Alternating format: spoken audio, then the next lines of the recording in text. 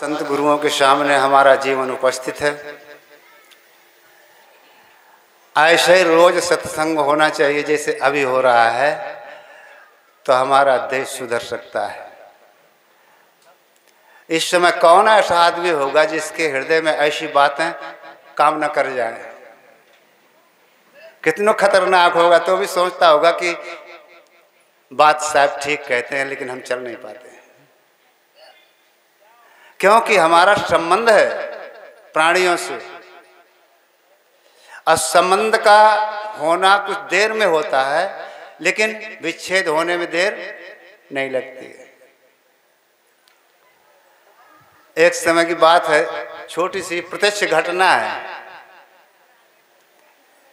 मेरे सेवक थे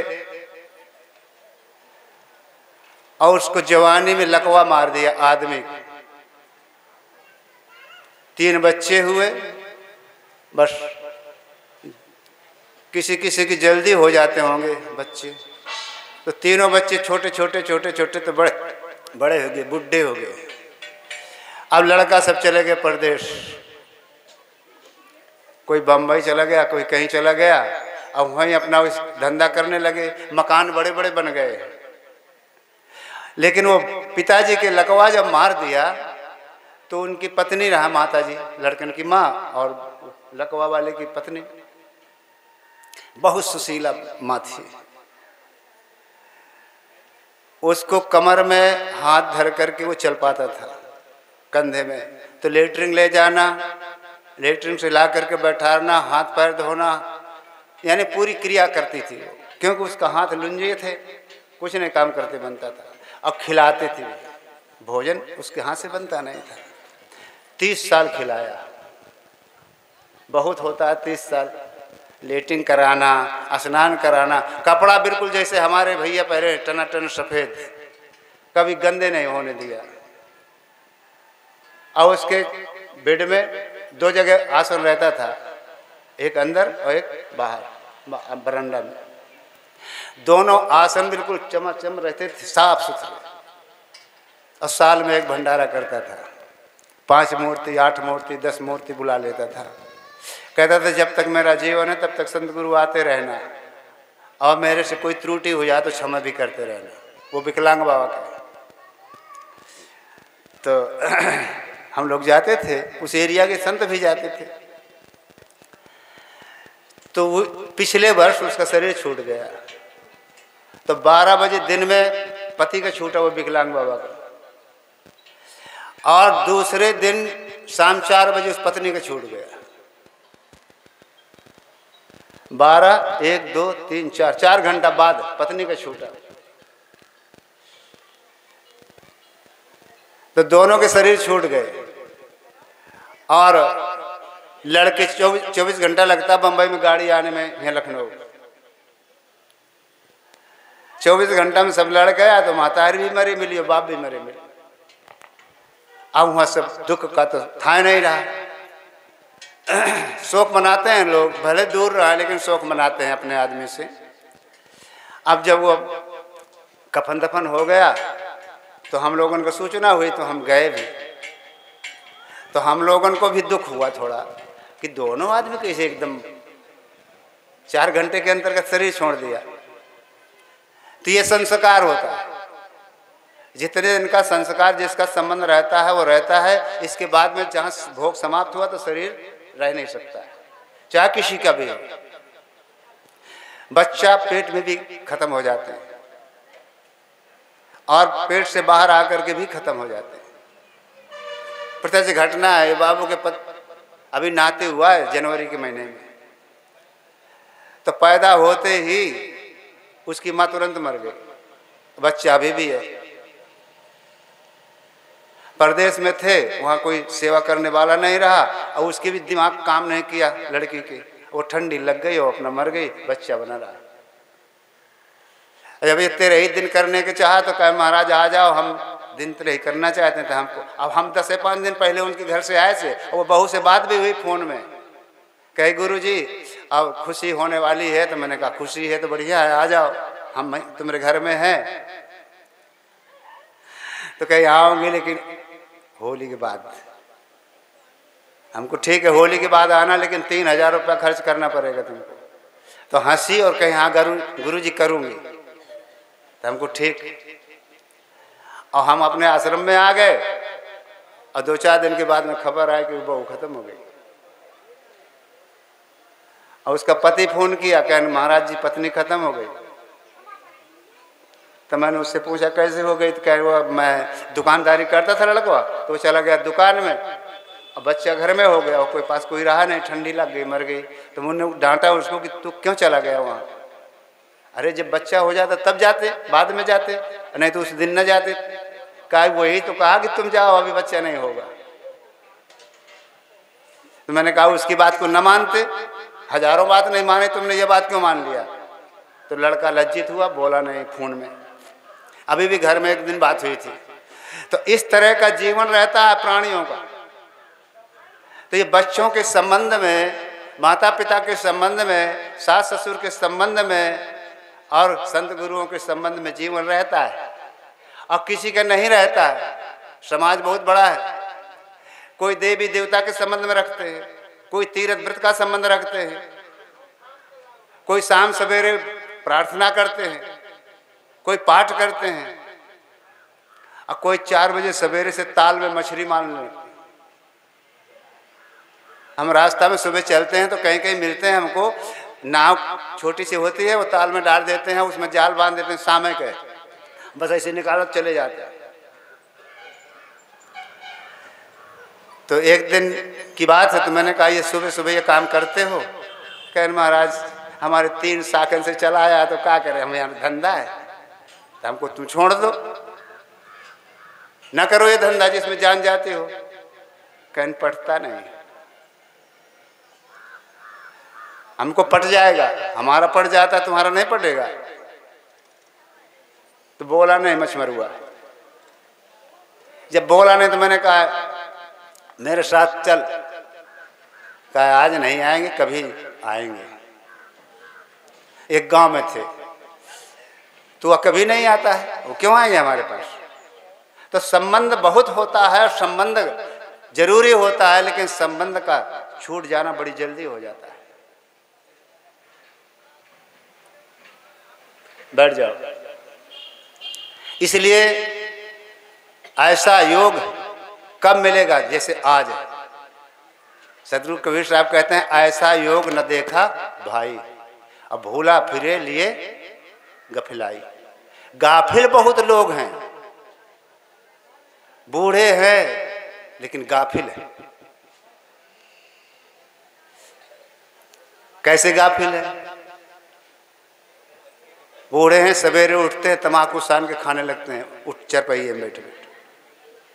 अब कोई बीड़ी पीने वाला जो सख्त होता है वो बीड़ी जला के पीने लगता है। हमारी माताएं बहनें कम पीती हैं ये भी कम। कहीं कहीं को हुक्का रखा रहता है, सरिया वाला जैसे यह है, इसे वहाँ चिली हुक्का रखा, ये सरिया लगी है और बैठे बैठे पीती रहती है। यहाँ पर कम है, इस एरिया में कम है, लेकिन झांसी जिले में जाओ, उधर शिवपुरी जिले में जाओ तो वहाँ हुक्का रहता है अभी। और जैसे 4 बैठे हैं तो ये नाली वहाँ कर दिया ओकी की तरफ, वह उधर को कर दिया, वह उधर को कर दिया। ये बादशाही का जमाना था, पहले बादशाह हुक्का पीते थे, वो आयात चली आ रही है। तो ये लोग कहते हैं क्या हम बादशाह से कम हैं? वो हुक्का पीते थे, हम भी पीते। हुक्का में कोई दोष? ऐसी समझ हो गई है लोगों के, ऐसे माइंड हो गए हैं। तो हुक्का पीना किसी का अच्छा नहीं लगता। एक महिला मेरी शिष्या है और उसके गैस बनती है पेट में, और एक लड़की थी, लड़की फांसी लगा के मर गई कोई कारण से, हमको पता नहीं। हम गए गांव में, वो भी भगत गई, 2-4 भगत बने थे, वो भी बन गई। फिर मुझे पता चला बाद में कि इसकी लड़की मर गई थी, उसके शोक में ये भगत बनी। हमको ठीक है जैसे बनी बन गए। तो एक दिन हम एक सिपाही वो हमको ले गए अपने घर, उसके बगल में थोड़ा घर है, तो वो उसको देख बुलाए न, कहें गुरु जी आओ हमारे घर। हम गया तो वह हुक्का धरा हुआ। तो मैंने कहा हुक्का कौन पीता है? तो भक्तिन बोली हमारी ही। कहा महाराज मेरे पेट में गैस बनती है तो मैं ही पीती हूँ। तो हमको ठीक, कोई डॉक्टर बताया है? कहे नहीं, इसको पीने से मुझे आराम मिलता है, डॉक्टर नहीं बताया। हमने कहा हुक्का पीने से तेरी गैस बंद हो नहीं सकती है, अब मर जाएगी जल्दी, हुक्का छोड़। कहा हुक्का छोड़ोगे तो जल्दी मर जाऊंगे, तो हमको मरना तो है ही, हुक्का छोड़ के मरेगी तो नाम होगा कि भक्तिन थी, और हुक्का पीते पीते मरेगी तो कहेगा कि भाई भक्तिन कहाँ रही। तो इस तरह के लोग दुनिया में है, आदत बुरी बना लेते हैं, इसको व्याध पैदा कर लेते हैं अपने जीवन में। नशा व्याधि है, बुरी आदत व्याधि है, चोरी करना व्याधि है, झूठ बोलना व्याधि है, तम्बाकू खाना व्याधि है, मछली खाना, अंडा खाना, ये सब व्याधि है। व्याध में पड़ गया, अब यह व्याध कैसे टूटे? तो जब तक पारकी संत नहीं मिलते हैं, उनका संबंध ठीक से नहीं किया जाता है, तब तक बोध नहीं होता है। कंठी पहनने लेने से, बहुत भेष ले लेने से ज्ञान नहीं होता है। कितने ऐसे लोग हैं कि हीरा पहरे रहते हैं और कोई संयम नहीं है जीवन में, कोई आचरण ठीक नहीं है। खेत जोतेंगे तो दूसरे के ज्यादा जोत लेंगे, जानवर चराएंगे तो दूसरे खेत में घुसेड़ देंगे, लकड़ी काटेंगे तो अपने में नहीं काटेंगे, दूसरे के काट लेंगे। अथवा कोई सभा में गए तो अपना पेट पहले भर लेंगे, दूसरे के चाय बाद में भरे चाय लेंगे। इस तरह से समाज का विडंबना हो रही है। ये विडंबना को दूर करने के लिए पारकी संतों का सत्संग करना चाहिए। और ज़्यादा समय नहीं है हम लोगों को, और भी संत बैठे हुए हैं और खूब ही बातें जान गए हो। जो तम्बाकू खाता हो आज यहीं छाड़ दे, जो बीड़ी पीता है वो यहीं छोड़ दे, जो गुटखा खाता है वो यहीं छोड़ दे, तो आने के तुम्हारे सार्थक हो जाएगा। धन भी जो लगा खर्चा आने जाने में वो भी सार्थक हो जाएगा, और तुम्हारा जीवन भी मंगलमय हो जाएगा। 2-4 दिन आदत सताती है, 15 दिन ज़्यादा से ज़्यादा सताती है, इसके बाद कुछ नहीं होता। तो एक भजन गा लो। साहब कह रहे थे किसी के काम जो आए उसे इंसान कहते हैं। ये भजन मुझे याद है तो सुना दूं। और भजन तो खूब सुनते रहे तो किताबें बिकती हैं, ले जाओ घर में, बूढ़ी माता खूब किताबें पढ़ा करें। नई नई लड़कियां भी भजन याद तो है, लेकिन समाज में गाने में घबरा जाती है तो भूल जाता है। तो घबराना नहीं चाहिए। हम सब तुम्हारे अधिकारी, यानी कहने के तात्पर्य तुम्हारे संरक्षक हैं।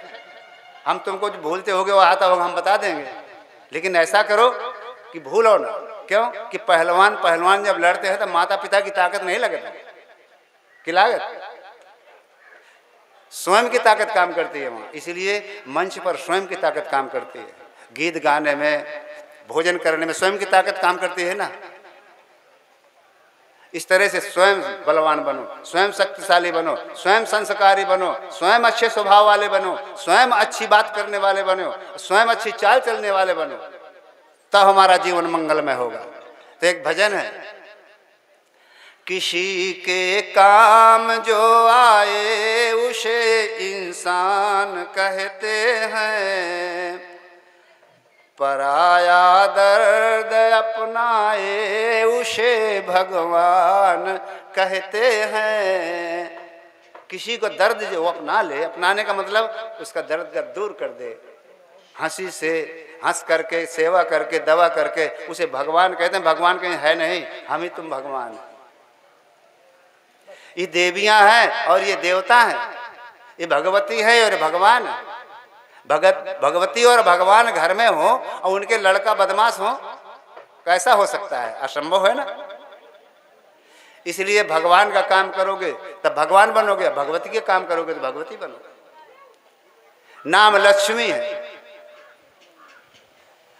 माताओं का बहुत नाम लक्ष्मी रहता है, लेकिन काम कुलच्छनी का है। कुलच्छनी किसे कहते हैं? गाली देना, झूठ बोलना। बच्चियों को मौसी कहती है, कभी गुस्सा हो जाती है ना तो अपनी बच्ची को मौसी कहती है। मौसी अभी काम ये नहीं किया। बाप लड़के को साला कहता है, साला अभी तुमने ये काम नहीं किया। साला कहा जाता है अपनी औरत के भाई को। अब बताओ ये कितने ज्ञानी है। ऐसा शब्द बोलते हैं लड़कों को, वो लड़के वही बदला लेते हैं, मारते हैं बुढ़ापे में। कभी साला नहीं कहना चाहिए, कभी मौसी नहीं कहना चाहिए बेटियों को, चाहे जितनी गुस्सा। यार ज़्यादा से ज़्यादा तुम्हारा काम बिगड़ेगा, काम नहीं होगा। लेकिन उसका वो घाव कर देगा हृदय में, वो कभी भूलेगा नहीं। इसलिए किसी के काम जो आए उसे इंसान कहते हैं, और पराया दर्द अपनाए उसे भगवान कहते हैं। कभी धनवान है इतना, कभी इंसान निर्धन है, कभी सुख है कभी दुख है, इसी का नाम जीवन है। जो मुश्किल में न घबराए उसे इंसान कहते हैं, किसी के काम जो आए उसे इंसान कहते हैं, पराया दर्द अपनाए उसे भगवान कहते हैं। समझ में आ गया ना? स्पष्ट बात है। इसलिए ये दुनिया एक झंझट है। दुनिया माने संसार और दुनिया माने ये शरीर। ये शरीर में बड़ा झंझट है। सवेरे उठते हैं, दस्त नहीं लगता तो परेशानी, अब बार बार लगता है तो परेशानी, नींद रात में नहीं आती तो परेशानी, और ज़्यादा देर सोते हैं तो परेशानी। शरीर का बड़ा सुख देता है, ये तो बड़ा महान नरक का घर है। ये देह महादुख रूप सदा, ये देह ही हमारी दुख का घर है। इसलिए ये संसार में न जाओ, इसी संसार में रहो। बहुत दुख दुख दुख की खानी, ये दुख की खानी मनुष्य का जीवन है। अगर ज्ञान नहीं है तो, ज्ञान हो गया तो इसके मुकाबले में कहीं सुख भी नहीं है। तो कहते हैं ये दुनिया एक झंझट है, कहीं धोखा कहीं ठोकर, कोई जीता है हंस हंस कर, कोई जीता है रो रो कर। जो गिर कर के संभल जाए उसे इंसान कहते हैं, किसी के काम जो आए उसे इंसान कहते हैं, पराया दर्द अपनाए उसे भगवान कहते हैं। खबरदार, घर में सर्प नहीं करी आवे, बिछी नहीं करी आवे, और कोई जानवर जंगली नहीं करी आवे, कोई ऐसे विषैले जानवर निकल तो जान से मत मारो। भरसक कोशिश करो कि ये जान से न मरे और निकल जाए घर से। मेरी कुटिया में आते दिन घुसते हैं सर्प, मैं ऐसा बैठा रहूंगा ऐसे घुस जाते हैं, लेकिन मारता नहीं हूं मैं। कभी मारा नहीं सर्प, मैंने कभी नहीं मारा। एक दफे सुबह सुबह उठा, 4 बजे था, अब मैं बाथरूम गया। बाथरूम थोड़ा गर्मी के दिन थे वो समय, तो एक सर्प मेरे तरे से बैठा था मैं, और वो नीचे से निकल गया। जब निकल गया काफी पूरा, तब मैं देखा मेरे रोम तर गए, सन्ना गया शरीर की। सर्प कैसा, अगर मैं जल्दी उठा भागा वहां से, वो चला गया। वो एक दिन हम 2 महात्मा थे, सर्प घुस गया बड़ा भारी, बक्सा की तरह घुस गया, बैठा रहा। हमको अब ये अपने मन से निकलेगा तो निकलेगा ना, हम तो निकालेंगे नहीं, नहीं तो ये बड़ा तगड़ा सांप कैसे निकलेगा। वो महात्मा कट्टर था जो मेरे साथ में था, कहा चलो बक्सा के ऊपर खड़े हो तुम। अब मैं इधर खड़ा होता हूँ तखत में, और लंबी लकड़ी लेकर के और उसको मारा तो फुसकारा बड़ी जोर से और निकला। यूं यूं करते घूमे वो पूरे कमरा में, लेकिन चिकनी जमीन में वो चल नहीं पाता ज़्यादा। लेकिन ऐसी छड़ी थी, उसको लेकर के उचका दिया, बाहर दरवाजा गिरा जाए। मेरी हिम्मत नहीं पड़ी, लेकिन वो साहब ने कर दिया ऐसा, वो चला गया। तो ऐसे जीवन को मारोगे तो रोज रोज दिखेंगे, और नहीं मारोगे तो तुम्हारे हमला नहीं करेंगे, ऊपर से निकल जाएंगे। इसलिए इस शब्द में भी इशारा आता है, किसी के काम जो आए उसे इंसान। इंसान पर सब कोई दया करता है, सर्प भी, मेंढक भी, बिच्छी भी। बिच्छी यहाँ से निकल जाए और उसके चोट न मारो तो कांटा नहीं मारेगी, इतने जानकार है। लेकिन नर नारी देख लेते हैं तो विष चढ़ जाता है। एक रामायण में चौपाई आई है कि आही काटे तो विष चढ़े, और वही चितवत चढ़ जाए, और ज्ञान ध्यान और योग को जरा मूर से खाए। वो कौन है ऐसा? नारी और नर है ऐसे कि जरा मूर से खा जाते हैं। किसको? ज्ञान और वैराग। जान ले डालते हैं इनको, और होशे कहाँ है? जो गिर करके संभल जाए उसे इंसान कहते हैं। जो गिर जाए माने कोई गलती हो जाए और फिर दोबारा वो गलती करने कर को भगवान कहते हैं। दोहरावे ना वो गलती को तो उसको इंसान कहते हैं। गिरने का मतलब अपने पद से भ्रष्ट हो गया, गिर गया, फिर दोबारा ना करे, उसका नाम है भगवान। अब समय मेरा पूरा हो गया है, अब अपनी वाणी को यहीं विराम देते हैं। अब भजन की 3 कड़ी रह गई, अब कहना नहीं है, अब अंत संत आएंगे वो कहेंगे। अपनी वाणी को यहीं विराम देता हूँ। सबका बोलिए सद्गुरु देव की जय। जयकारा जोर से लगाइए सब लोग, आवाज गूंज जाए पंडाल में। बोलिए सद्गुरु कबीर साहब की, संत समाज की, भक्त समाज की, आज के शुभ अवसर की साहेब बंदगी। सत्यशील तप तेज पुंजर अभिबोध शोध अविरोध परम। पूज्य पाद सर्वोच्च जीव मग महिमा मूल अबोध हरम। विश्वबंद वैराग प्रमुख सिद्धांत श्रेय गुरु परखुबरम।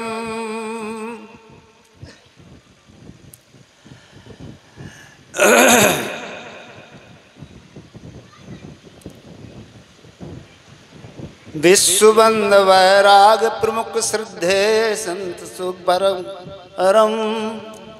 ध्यान दे स्मृति परम। पूज्यपाद संत समाज, भक्त प्रेमी सज्जनों, माता और बहनों, अभी तक अनेक महापुरुषों के अमृतमयी वचनों का सुनने का शुभ अवसर मिला है। धन्यवाद है, आप लोग बड़े प्रेम से सुना है। और ऐसा समय रोज नहीं मिलता है। भक्त गुणों को चाहिए कि सत्संग में जीवन को ऐसे रोज बितावें जैसे अभी बीत रहा है। लेकिन सौभाग्य कहाँ जो रोज मिल जाए, कभी कभी मिलता है तो कभी कभी वाला ज्यादा पुष्ट होता है। सज्जनों, एक सज्जन ने कहा कि महाराज आप बहुत दिन में मिले हो। हमने कहा क्या करें, अवसर नहीं मिला ना आपको ना हमको। तो समय तो लगता है, समय बीतता चला जाता है। आज मिले हो तो इसी का सदुपयोग हो जाए। कहें ठीक, कुछ परमार्थ की बात बताओ, मैं तो बिगड़ गया हूँ। मैंने कहा 5 साढ़े 3 हाथ का शरीर तुम्हारा ठीक दिखता, मुझे बिगड़ा तो नहीं दिखता। कह मेरा स्वभाव बिगड़ गया। मैंने क्या किया? कहा मैं दारू पीना सीख गया हूँ। कहें तो दारू कोई खराब होती है क्या? वो तो चिंता हरण टॉनिक है। दारू पी लेने पर गंभीरता आ जाती है, चिंता नष्ट हो जाती है, मस्ती से नींद आ जाती है, चाहे नाली के पास हो, चाहे रोड में हो, चाहे बाजार में हो। तो इससे अच्छा और कौन चीज है? तुम क्यों इसको खराब मान लिया? ये तो तेरे को सुख दे रही है ना। कह महाराज मुझे सुख नहीं देती। रोने लगा। फिर वो जब रोने लगा तो मैंने कहा रो मत, रोज तो पीता नहीं, कभी कभी पीता है ना। कहे हाँ महाराज कभी कभी पीता हूँ, लेकिन पत्नी नाराज रहती है, माता पिता नाराज रहते हैं, पड़ोसी सब नाराज रहते हैं। अब बाद में मुझे भी बड़ा दुख होता है, मैं पछताता हूँ, करूँ क्या, ये छूटती नहीं। मैंने कहा ये कभी कभी का रोग है तेरे पास, रोज का नहीं है ना। ये तो रोज पी, ये तो फिर छोड़ दे। कहा छूटती ही तो नहीं है, कभी कभी संगत में पड़ जाता हूँ, मेरे दोस्त मिल जाते हैं, वो पिला देते हैं, ये परेशानी। मैंने कहा वो दोस्त नहीं है, वो दुश्मन है। उनको संग छोड़ पहले, तब ये छूटेगी, नहीं तो छूटेगी नहीं। उस दिन से वो कान पकड़ के मेरे सामने 5 दंड बैठक लगाया। मैंने कहा जा सुधार करना, अब दारूबाज के लगे जाना नहीं, पैसा लगा के खरीदना नहीं, और कोई पिलाओ तो पीना नहीं, छूट जाएगी। और 1 महीना नहीं हुआ, फिर आया मेरे पास रोते हुए। वो गिर गया था तो छिल गया था हाथों में, तो दिखाया कि मैं गिर गया हूँ, नशे में था। तो मैंने कहा फिर मेरे पास क्यों आता है? हमारी बात मानता नहीं और घर वालों की बात नहीं मानता तो दंड पा रहा है। कहा अब नहीं पीऊंगा। मैंने कहा तूने उस दफे दंड बैठक लगाई थी, फिर लगाया, फिर पीता है वो। अब 5 साल हो गए पीते पीते, अभी छूटी नहीं है। उसका लड़का जवान हो गया, वो मारता है कभी कभी बाप को। तो ऐसे लोग दुनिया में है। ये कभी कभी का रोग बहुत गड़बड़ है। दुर्गुण न कभी करना चाहिए न कभी कभी करना चाहिए, दुर्व्यसन न कभी करना चाहिए न कभी कभी करना चाहिए, लेकिन भोजन कभी कभी मत करें। महीने में एक बार न करे, कोई परेशानी नहीं होती है। शरीर की ओवरऑलिंग हो जाएगी, नस नाड़ियों को जो कचरा है वो साफ हो जाएगा, और पेट बढ़िया हल्का हो जाएगा, और दोबारा खूब भूख लगेगी, और मस्ती से खूब भोजन करोगे, आराम से सो जाओगे। कभी कभी भोजन मत करो, महीने में एक बार ना करो, पूर्णमासी के दिन। माता बहनें तो 9-9 दिन नहीं करती भोजन, लेकिन रोगी ज्यादा रहती। अति करना वर्जित। 9 दिन भूख शरीर कैसे चलेगा? ये तो कुछ खाती है भूख। अन्न नहीं खाओगे तो खून खाएगी वो, और खून खाओगे तो सुस्ती आएगी, शिथिलता आएगी, नींद आएगी, खुमारी आएगी, कमजोरी आएगी। लेकिन मारे शौक के, जैसे साहब कहते वो तीर्थ में महापुरुषों ने कह दिया कि बहुत दिन का ये कुंभ है, बहुत दिन बाद में हुआ है, इसमें जो कोई नहा लेगा वो तर जाएगा। तो जूझ पड़ी दुनिया, और सब पिस के मर गए।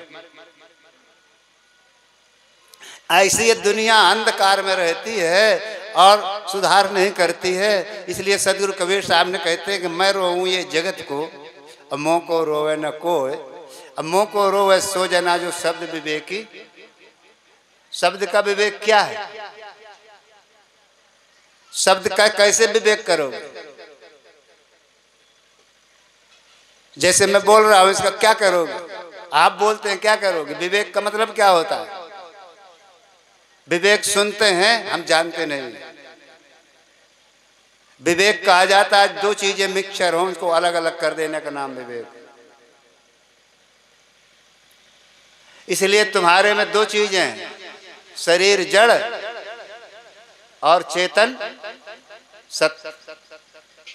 तो चेतन सत्य है और शरीर जड़ है, इसका विवेक करो।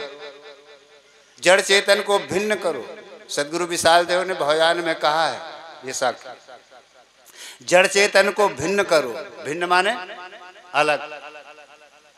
तो शरीर को अलग करो, चेतन का अलग करो, तो शरीर मुर्दा हो जाएगा। तू तो चेतन है, तू तो मरता नहीं।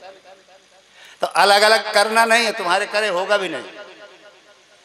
जहर न खाना, फांसी न लगाना, गाड़ी में न कटना, पानी में डूबना, तो तुम अलग नहीं हो सकते हो। ये जब तक प्रारब्ध का भोग है तब तक शरीर में रहोगे। चाहे कितना बड़ा रोग हो जाए, चाहे कितनी तकलीफ हो जाए, और चाहे कितने बड़े सुख में पहुंच जाओ, ये शरीर छूट नहीं सकता है। छूटेगा कब? जब भोग समाप्त हो जाएगा तब। इसलिए 2 चीजों को अलग अलग करना है। तो अभी चेतन भूमिका में, अभी वर्तमान की भूमिका में जड़ को जड़ समझो और चेतन को चेतन समझो। जहां इच्छा होती है, क्रिया होती है, अवस्था होती है और ज्ञान होता है, वहां चेतन होता है।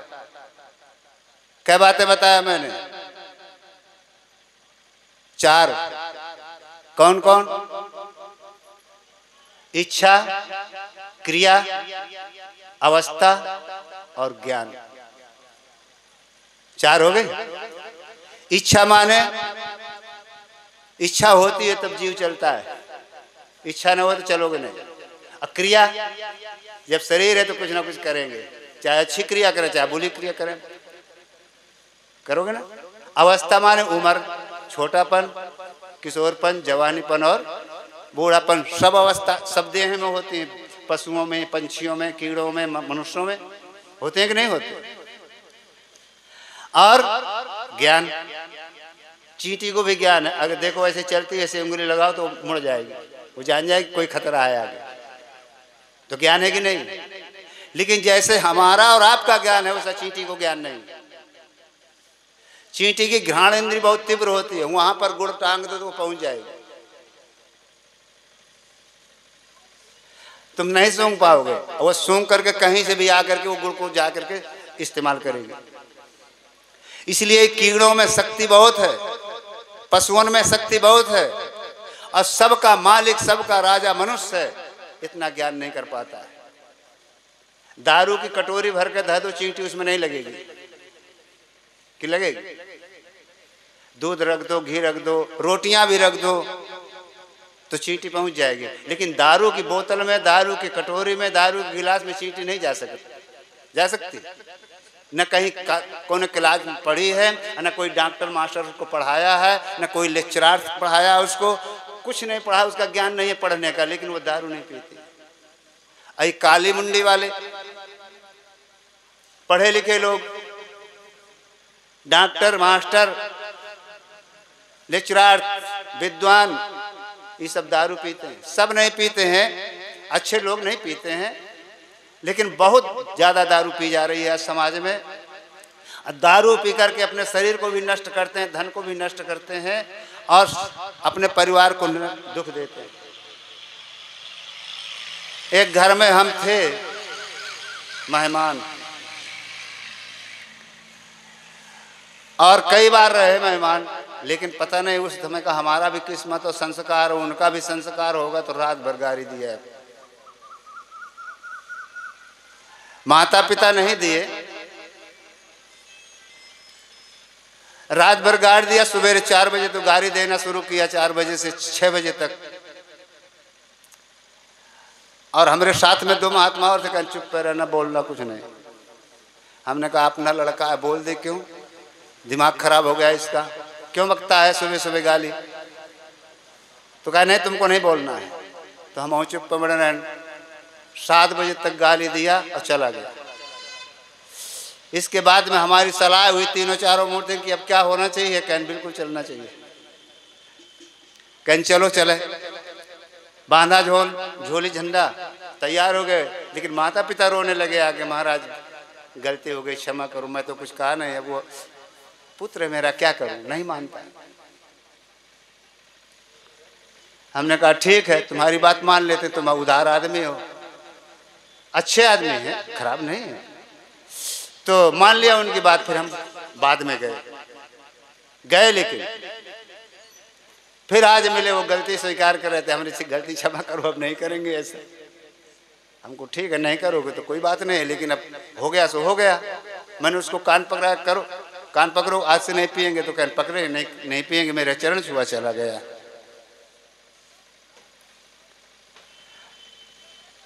35 साल का आदमी है, जवान आदमी है, अब ऐसा करता है। अब माता पिता संतों को भगवान मानते हैं, अब वो लड़का दुश्मन मानता, पिता को भी गाली बकता है और संतों को भी गाली बकता है।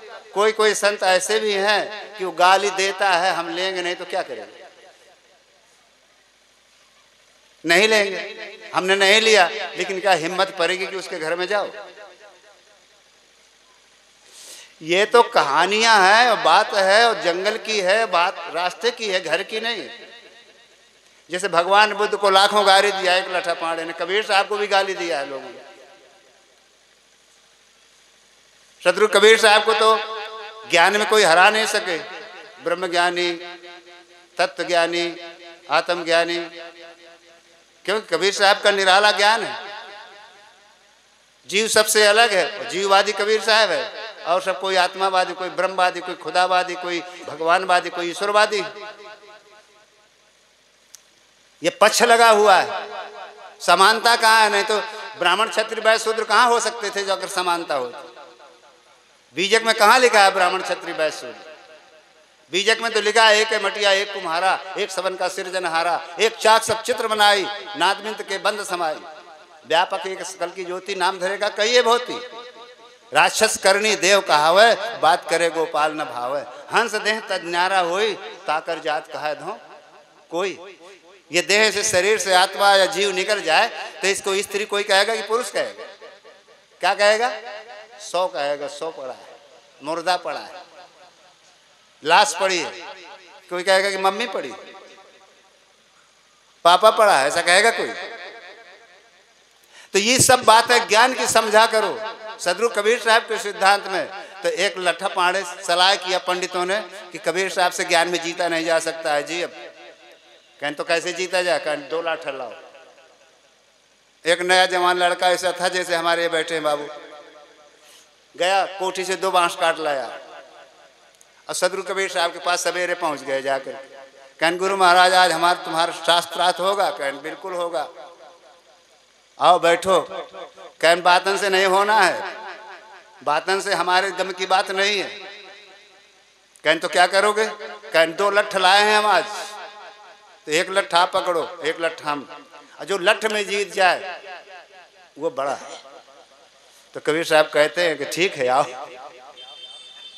कहा हमारी बात भी सुन लो। कहन क्या? कहा ज्ञानी के हम गुरु कहाँ हैं, अब अज्ञानी के दास, और जो को मिल जाए लट्ठ में लट्ठा तो फिर हम छोली घास, या हम जोरी हाथ। अब कौन लट चलाएगा उनको? चलाएगा? ऐसे कृपालु दयालु संत होते हैं कि लठ मारों से भी बच लेते हैं, तो क्या गाली बाजों से नहीं बच सकते? यह अपनी घटना है। 7 महात्मा थे,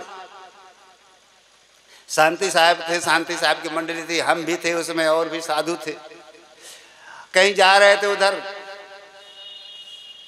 उस आश्रम को मुझे नाम भूल रहा हूँ, संतों का आश्रम था। गाड़ी इलाहाबाद से चली, इलाहाबाद के आश्रम से गए थे भंडारा करके, और वहाँ रात में चलना था। तो गाड़ी पहुँची 9 बजे, 9 बजे पहुँच करके वो 3-4 किलोमीटर पैदल चलना था। तो सब लोग पकड़े रास्ता, कहें चलो धीरे धीरे पैदल, रात को कोई आएगा नहीं। चले तो एक शराबी मिल गया, वही गाड़ी से वही उतरा। तो शांति साहब आगे रहा, वो आगे वो रहा है। कहन महाराज आज हमारे घर चलो। पियक्कड़ बोला।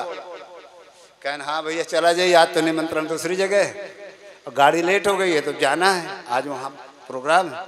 कह नहीं आज हमारे घर चलना है, मैं सेवा करूँगा, खिलाऊंगा पिलाऊंगा, आसन बासन सब कुछ दूंगा। साहब बोले आज नहीं चलेंगे, कल आना तो ले जाना। अब वो गाली देना शुरू कर दिया। 7 महात्मा थे हम लोग, 8, और सबको गाली दे अच्छी तरह। तो मैंने साहब से बोला कि क्या कह रहे हो, ये क्या कहता है? कहन चुप में रहो तो। हम का कहन साहब हमको ये गाली दे रहा है, कहन देने दो।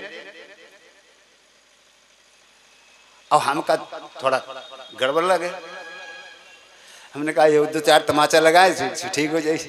कह नहीं कुछ नहीं बोलना, चुप पर रहो, झंझट नहीं करना। हम चुप पर आए, चला गया, उसका रास्ता आया तो वो चला गया अपने रास्ते, हम चले गए 3 किलोमीटर और आगे। 1 बजे रात के पहुंचे उसके घर में। तो ऐसी घटनाएं हमारे ऊपर तमाम घटती रहती हैं, लेकिन लड़ाई हमने किसी से नहीं किया। लेकिन शरीर के स्वभाव आ जाते हैं, उसको दबाना पड़ता है। ये है ज्ञान। क्रोध दबाया जा सकता है, काम दबाया जा सकता है, लोभ दबाया जा सकता है, गुस्सा को समन किया जा सकता है ज्ञान से, जोश से नहीं। इसलिए संतों के ऊपर बीतती है बात और तुम्हारे ऊपर घटती है कि नहीं घटती? घटती है तो तुम लड़ते हो। पति पत्नी में बात नहीं बनती है तो लड़ाई करते हैं, भाई भाई में बात नहीं बनती तो लड़ाई करते हैं, पिता पुत्र में बात नहीं बनती तो लड़ाई करते हैं। लेकिन संत महात्मा लड़ाई नहीं करते हैं, बच लेते हैं, युक्ति से किनारे से हो लेते हैं। इसी तरह तुमको घर गृहस्थी में रह करके, भीड़ में रह करके अपने को बचा लेना चाहिए। क्रोध कभी आता है कि नहीं आता? ये क्या कर रहे हैं?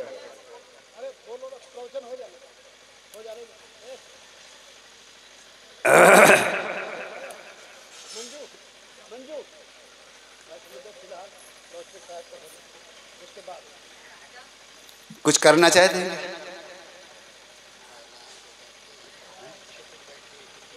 अच्छा, वो हम बुला देंगे।